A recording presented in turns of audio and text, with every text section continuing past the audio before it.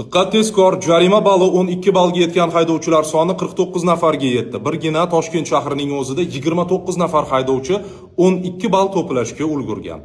Faqatgina 4 ta viloyat, Qashqadaryo, Navoiy, Sirdaryo hamda Jizzax viloyatlarida jarima balli 12 ballga yetgan haydovchilar aniqlanmagan. Hozirda ularning ishi sudga oshirilgan va endi ular haydovchilik guvohnomasidan mahrum etiladi. Yo'l harakati xavfsizligi xizmati axborot xizmati boshlig'i Zoir Yo'ldoshevning ma'lum qilishicha, ana endi ular odatdagidek 1-marta haydovchilik guvohnomasini olayotganda 20 talik test sinovidan o'tish kerak bo'ladi. Bunda 12 ball to'plagan haydovchilar 50 talik test sinovdan 46 tasiga to'g'ri javob berishlari shart bo'ladi. Hurmatli haydovchi aka-ukalar, opa-singillar, yo'l harakati qoidalariga amal qiling. Jarima ballari ishlayapti.